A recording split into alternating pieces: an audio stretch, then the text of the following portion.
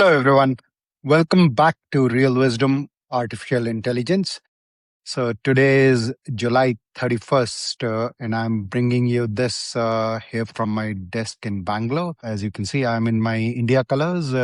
It's not necessarily to celebrate a sporting event, it is to mark.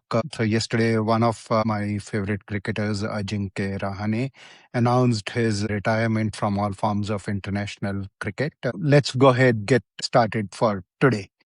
Today's dose of Rashmi is: logical intellect is a tool to comprehend the physical realm.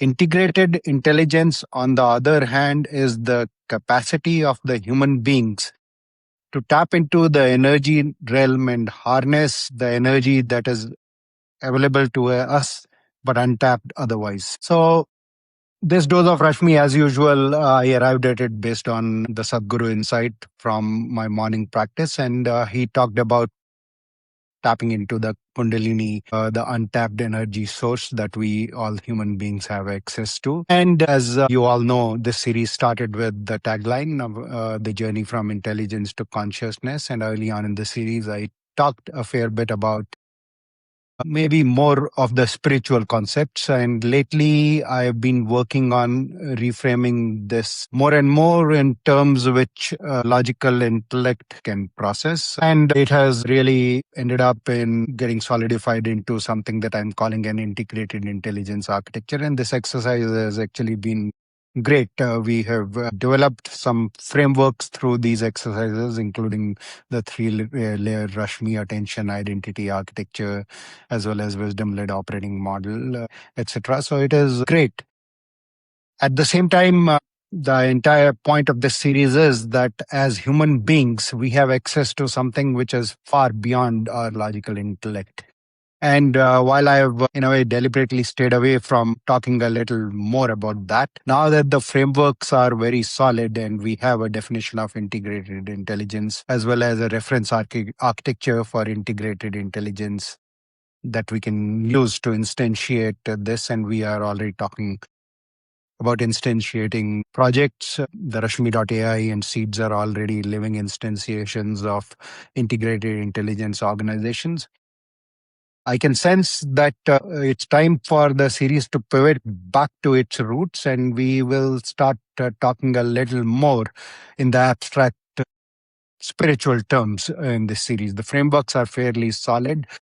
And another thing that prompted me, besides the Sadhguru quote this morning, to start talking a little more about the energy realm and a little more of the concepts beyond just the logical intellect was I was listening to a podcast recently by one of the most influential tech leaders, and this podcast was by The Economist. And it's a good podcast. I encourage others to listen to it as well and form your own views on the exchange. It's a fairly open discussion.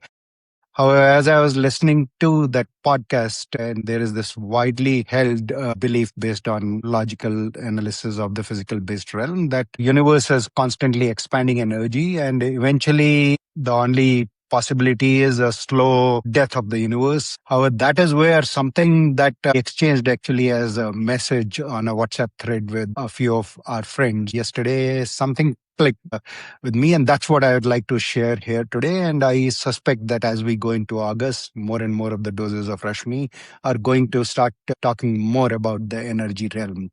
So the discussion yesterday was about energy and why is it that some of us have a natural inclination where, say, a cat, a dog naturally get attracted to us and we can feel some kind of an energy connection. I'm sure you all have felt that there are certain people, there are certain situations where you feel a bout of energy. And that is where what I advanced as my hypothesis on this group chat with a few friends is that we are all eventually energy beings inhabiting a physical realm. All of us, including us, plants, animals, they are all energy beings, sort of projection of the universal consciousness. The animals are equivalent to a reasonably static algorithm. They have a certain baseline energy that they vibrate at, and In terms of the total sum of energy in the universe, it is constant. However, energy can be converted from one form to the another, as we all learned in our basic thermodynamics lessons. So, the way to convert energy, that's where all these energy beings, including us, come in. There are two ways to convert the energy. One is when you feel a resonance with another being, another source of energy outside. Two objects with no apparent direct contact can feel that resonance, and both the objects come out energized through that process.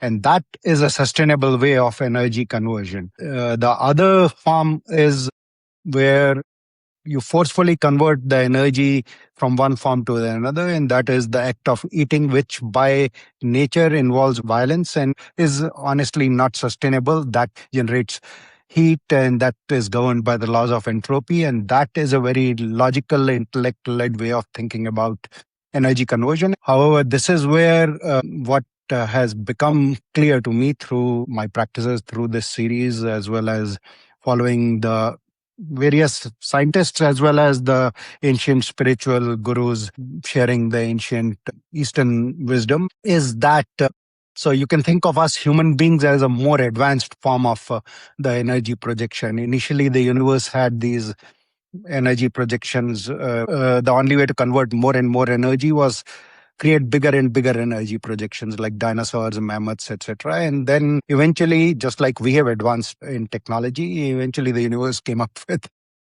a fairly small form package of converting energy. That is us human beings. And we have all been gifted with this amazing gift of our mind that we can tune using a filter called attention, where we can vibrate at whatever frequency that we choose.